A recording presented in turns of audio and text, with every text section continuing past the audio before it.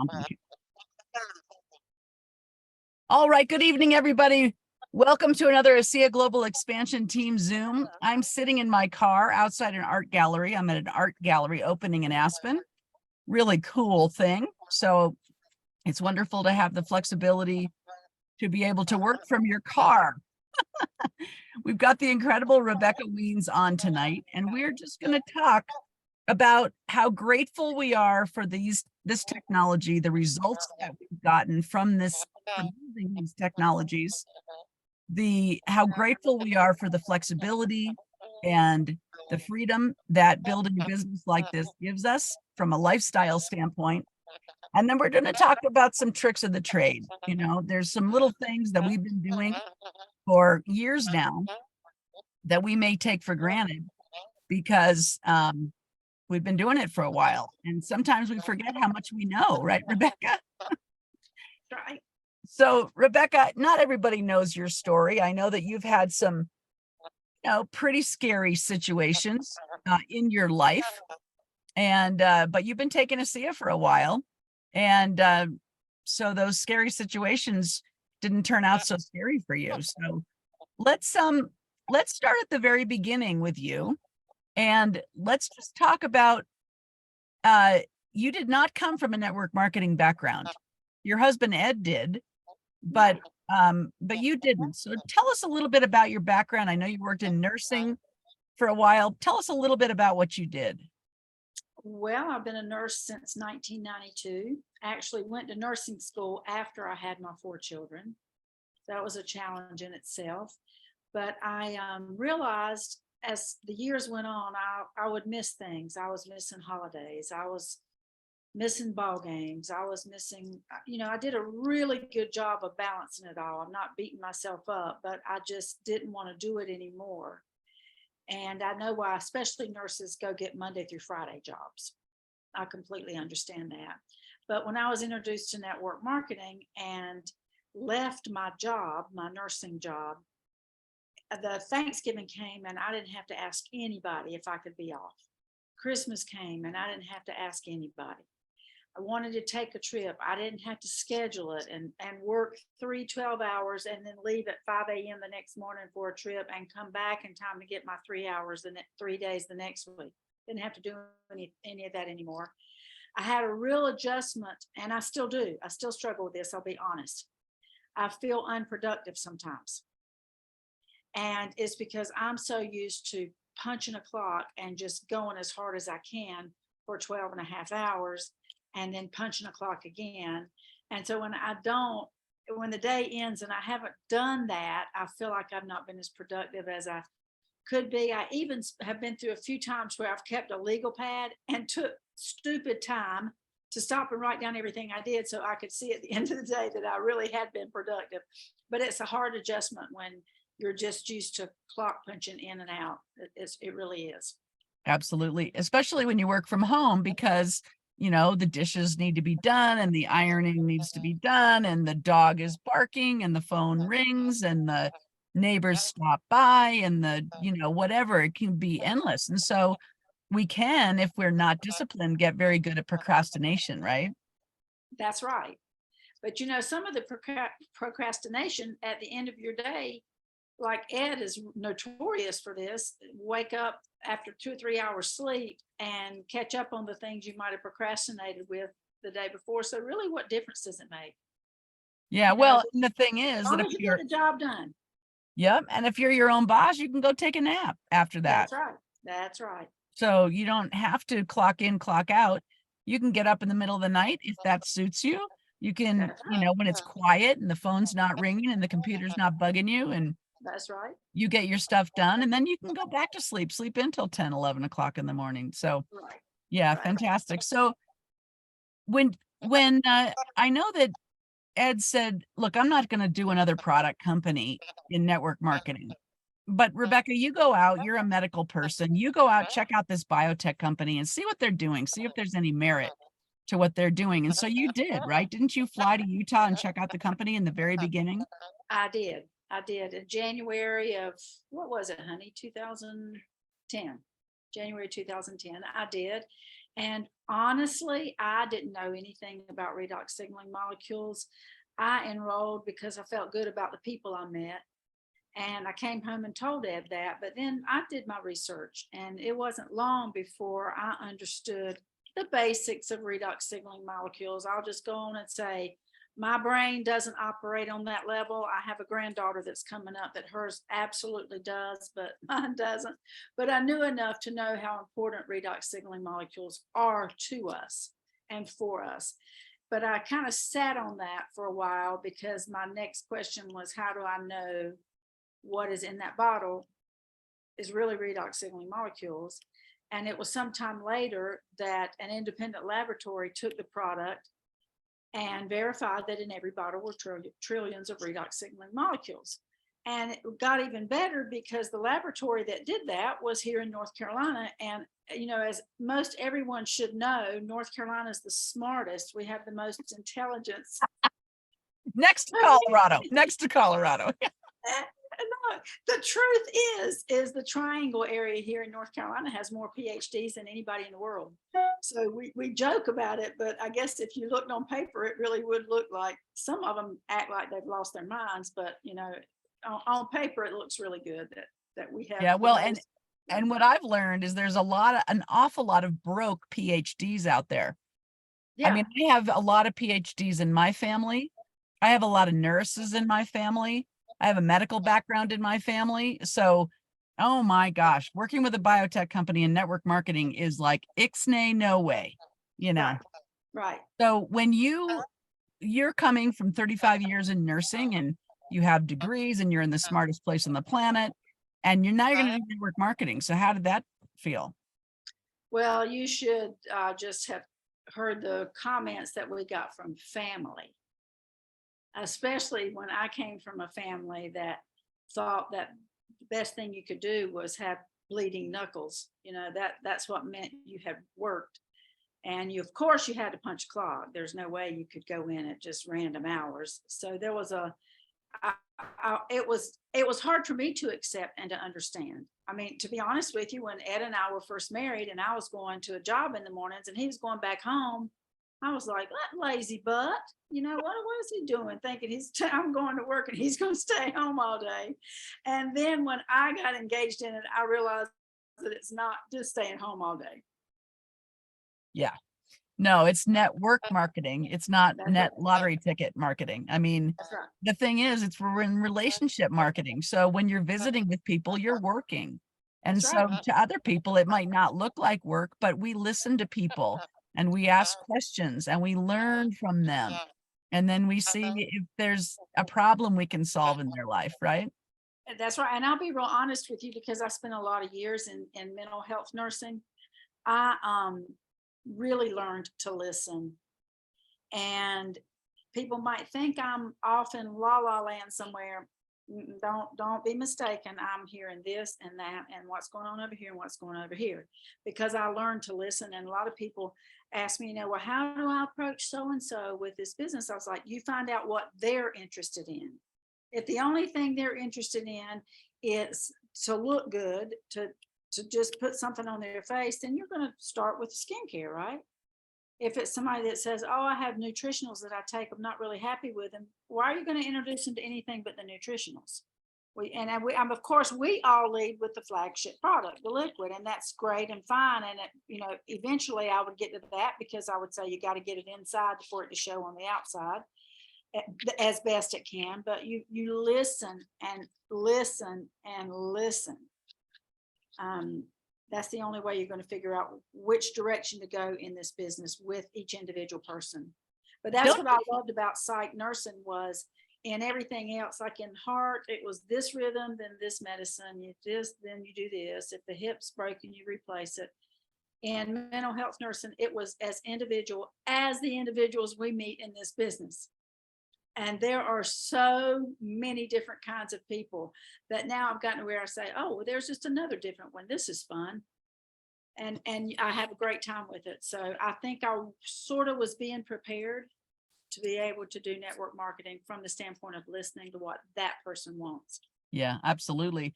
Well, and you know, what's fascinating is have you ever had a conversation with somebody where They do most of the speaking and you do most of the listening.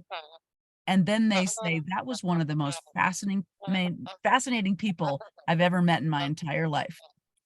Yep. Right? Yep. Because most people are not allowed to speak because they're interrupted.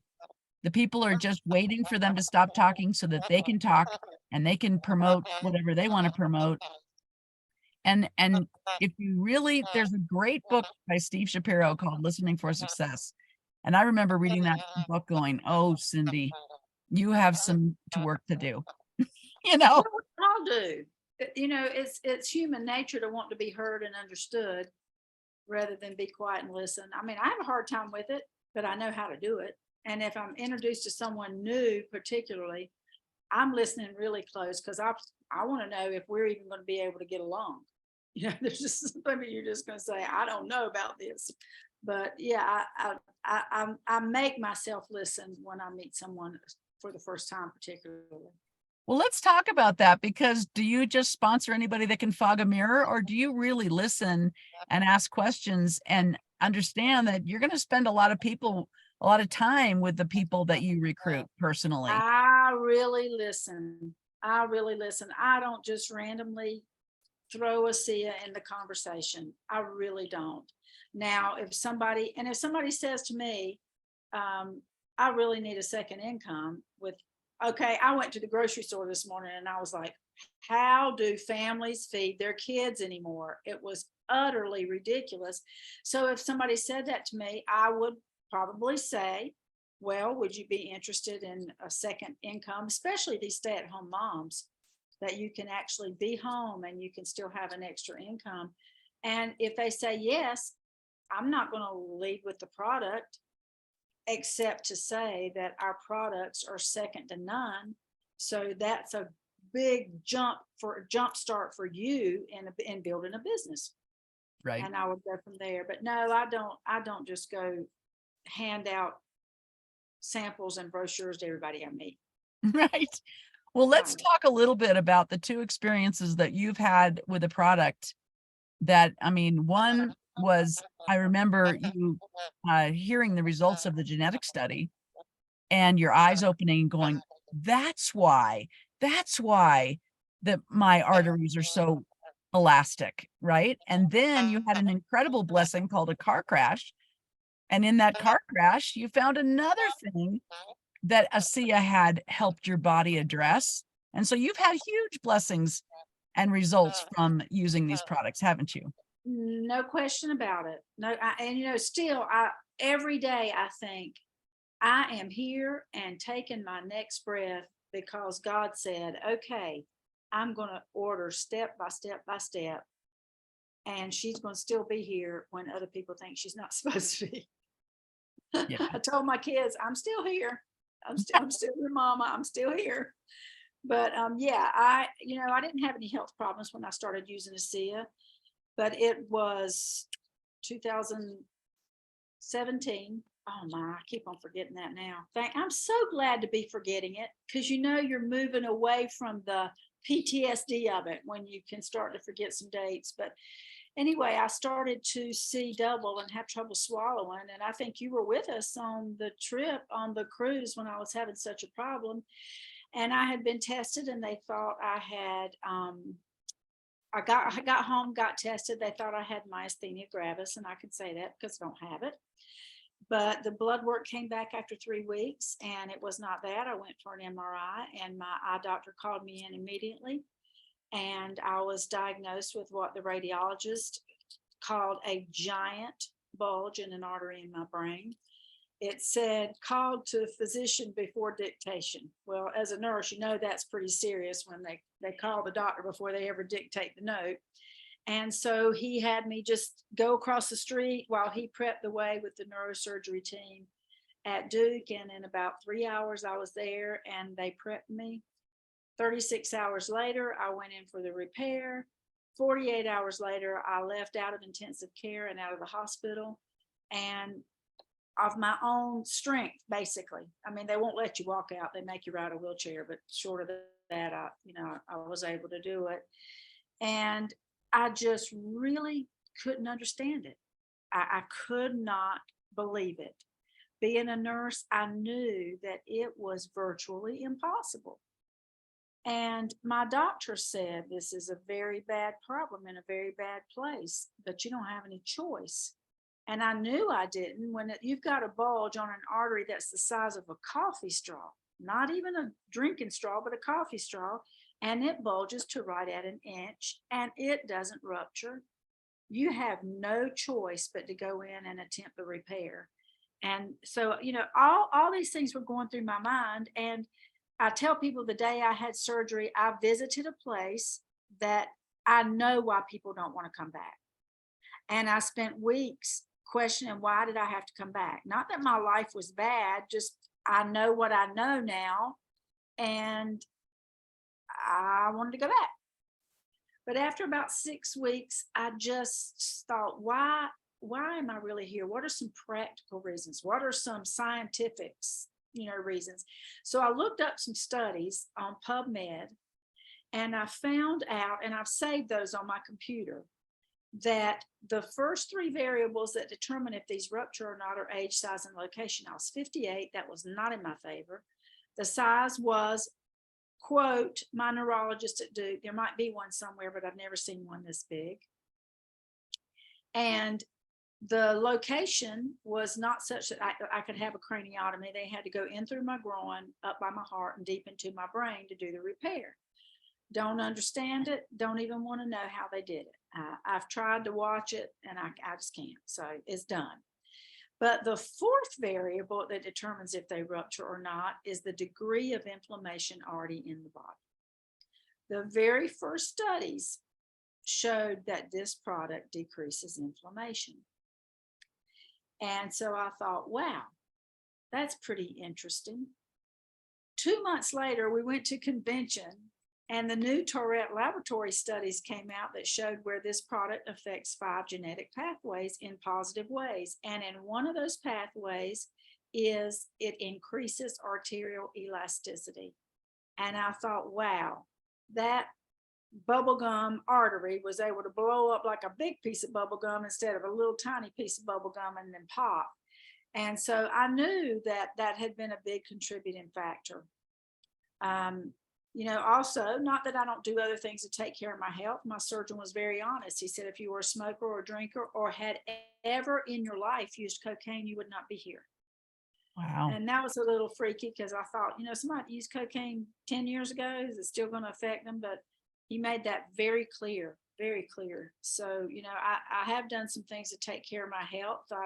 I had gestational diabetes through 2 pregnancies. And so I've always watched my blood sugar. And when I eat carbs, I remember that I eat them. I haven't let it be bondage, but I've always been aware. So I have done some things, but I really believe that adding redox signaling molecules has made a difference. So now I'm going to try to speed it up and fast forward.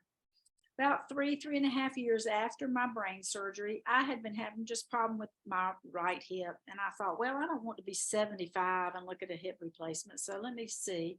So Dr. Rich Michael, who is on our medical advisory board, he's my doc. And I said, can we just check this out? And he said, sure. So we did. And yes, I had a torn hip labrum that I've been able to correct with physical therapy and red light therapy and Renew 28, and all the things. I will never have surgery. It's healed. I can tell you that. But he said, we have a bigger problem. And I had a bad cells in my ovary. And when my surgeon woke me up, he said, this is a rarity. We never see this. And of course, I'm in the hospital by myself, really trying to remember because I was groggy and it was COVID, so nobody could be in there with me. And he said, stage 1A. And he said when he went in, first of all, I wouldn't let him do a biopsy prior to surgery. I was like, no, you're not sticking a needle in that and pulling it out and spreading whatever you might spread. No. So he got in, was able to take the whole ovary out in a bag. He bagged it up, pulled it out. And when he cut it open, he said he knew what he was looking at. So he sent it to the laboratory while he did all his preventive surgery, which was horrid. But anyway, he called me 48 hours later Now, the surgery that I had, people stay in the hospital several days, but it was COVID, and I came home. I don't even remember the trip home. It was just crazy. But he called me 48 hours later, and this is what he said: Dr. Strickland, here, you're cured, no treatment needed. See you at your follow-up. And that's where it was. Now, before I tell you the next thing, just understand this, so you won't think I'm a sickly person, because I'm not. We all make bad cells every day. And our health or lack thereof is determined by what our body does with it. So this past Halloween, I got hit by a car, in my car, not my person, but in my car. Bad wreck. It was rough. And I think PTSD might be the worst part of it, because I thought my car was going to catch on fire and I didn't know how I was going to get out. But I found myself outside the passenger side door. So I got out. But anyway, because you've had a brain problem, the EMT people are just frantic and the hospital's frantic. So they scanned and scanned and scanned. And the next day when they were releasing me, they said, you have no broken bones. You're going to recover. It may take you 6 months or more, but you will recover. But you have a mass on your left kidney. So promise us that you'll follow up. I said, I got you, I'll follow up. So I did. And it was bad cells. And you go to, here in North Carolina, if it's anything to do with GI, urinary stuff, you go to Chapel Hill. If it's brain, heart, you go to Duke. That's just kind of the way it goes. So I was at UNC Chapel Hill, and I talked to the doctor. He gave me my options. Again, I wouldn't let him biopsy.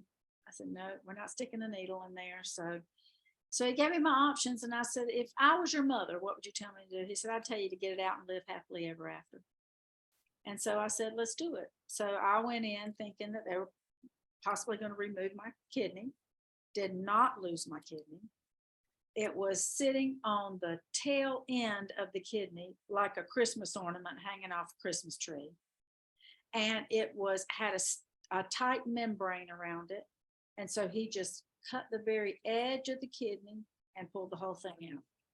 And I just had my follow-up last week and had all the scans, and everything is perfectly clean. I never had treatment. He said, like he said, go live happily ever after. So that's what I'm doing. Yeah, encapsulation tends to be a theme, that the body just kind of encapsulates the problem when people have been drinking ASEA, right? And don't you think that's what God made it to do? Right. Our body should be able to take care of some things itself. I mean, of course, if somebody beats you in the head with a hammer or something, it might be a little more than your body can just repair itself. But basically, we're made fearfully and wonderfully made, and our bodies do have a lot of ability to heal itself. They just do. That's right. That's right. When we break our arm, the doctor makes sure the bone is in the right place, and then they put on a cast and they wait for the body to do the magic. That's right. And the body then does the healing, not the doctor. The doctor just has to make sure the bone's in the right place. That's right. So, and that's what happens, pretty much with every procedure and treatment and that we do, is that, the doctors get us set up so the body can heal. That's And right.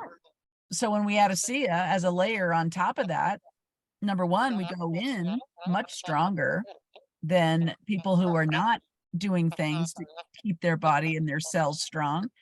And I'm not a nurse, but let me ask you, Nurse Rebecca, is a healthy body easier to operate on or an unhealthy body? Oh, always healthy.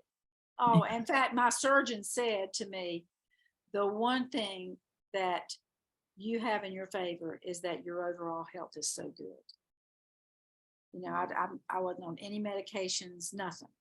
Right. And so I do think it was in my favor. I tell people, when it comes to your health, work like it's all up to you and pray like it's all up to God. And then you got a win-win situation. There you go. There you go. Well, listen, we're almost to the bottom of the half hour, but I just wanted to give some tips, just off the top of your head. I know one of my favorite tips is take the Renew 28 and cut the packaging. When you think the tube is empty, you cut the packaging and down to the bottom, and there's all this extra gel right there in the bottom. So I make sure, if you're not cutting your Renew 28 tubes, cut them because there's, I don't know, 2 or 3 or 4 more applications in there. Oh, maybe more than that. If you cut it in half, I take an alligator clip and fold it over and clip it, and it stays pretty airtight. I'll use it for the next close to a week. Yeah, So yeah, absolutely. that's a really good idea. Do you have any other little tricks that you do? I mean, I don't refrigerate my ASEA. I know you can, but I just leave it in the shelf. I have my little routine that I do every morning and every night. And I have my little VIA routine, and now I have my self-performance routine. But do you have any little tricks that you and Ed practice that you want to share with people that they might have not thought of?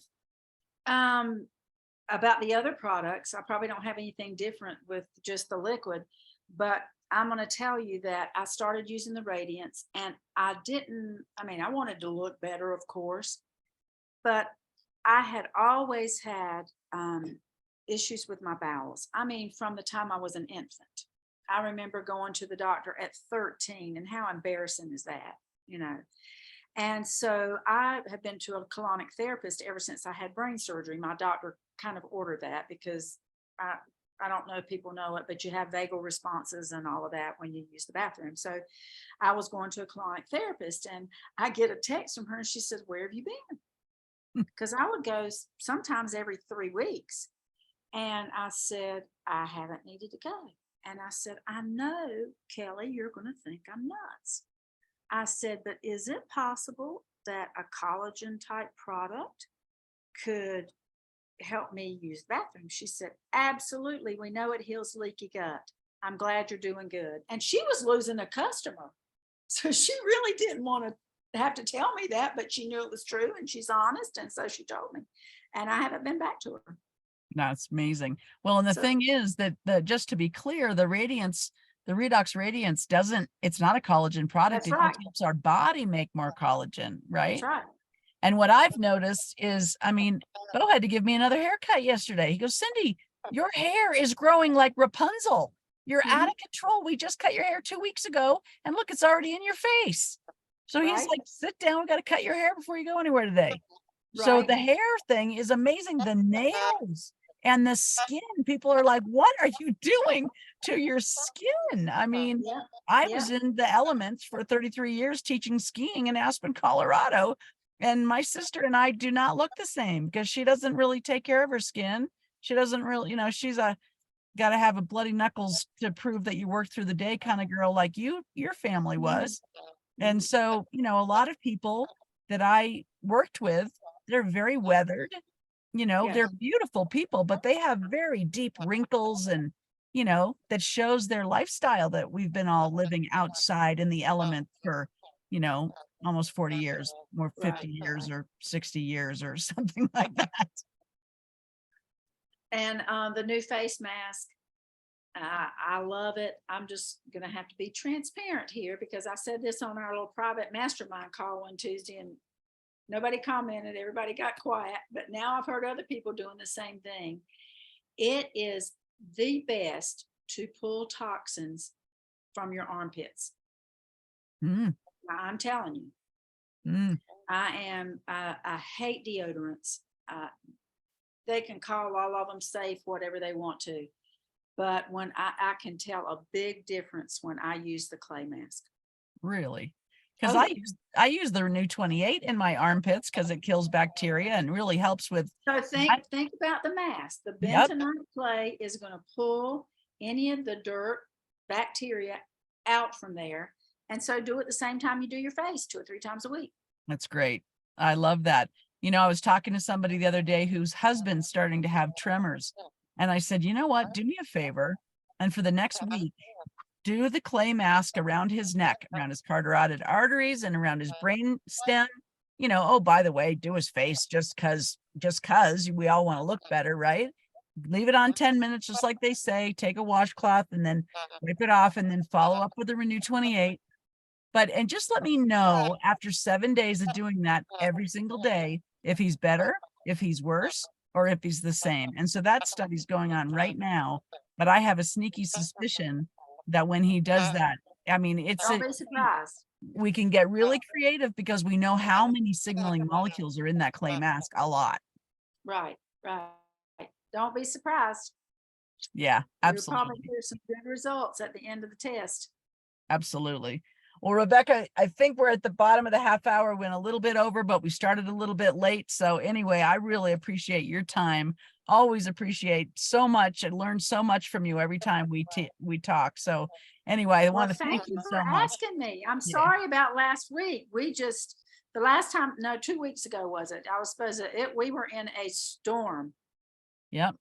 storm. Yeah. Well, that's happening all over the country, California, Hawaii, that happens even in North Carolina. So That's we right. had That's right. huge rocks coming on into the highway in Colorado. So, you know, That night, we were in what we call Tornado Alley in North Carolina, Interstate 95. It just seems to be a straight shot for tornadoes. So, crazy, crazy. Yeah. So, you know, the one thing that Danielle Matthews said last week on the call was that none of us are guaranteed tomorrow. And so to have the freedom and flexibility to live each day as if it's your last is as opposed to clocking in and clocking out, same old, is an absolute treasure, an absolutely. absolute blessing. Absolutely. Yeah. Yeah. Well, I Absolutely. I appreciate you spent all taking. day today with a grandson that was sick. His mom started back teaching today. I was able to come up, still did my phone calls, riding and whatever, took him to the doctor, took care of him. And I was never able to do that when I worked in the hospital. Well, what I love about this business is that you can keep your priorities in order, Mhm. right? You can build your business around your family rather than taking care of your family around your business, which is what That's most right. people are forced to That's do. right. So, Yeah. yeah. Well, family first, Rebecca Weens, right? Yeah. Yeah. Especially when you got two new identical baby girls. Oh, oh my goodness. Yeah. And being a grandma's the best, right? Yep. Yep. Yep. The best. Absolutely. Rebecca, thank you so much. Have an incredible evening. Give Ed a big kiss from us, and we'll talk Okay. soon. I'll do it. Thank All you. righty. Good night, everybody.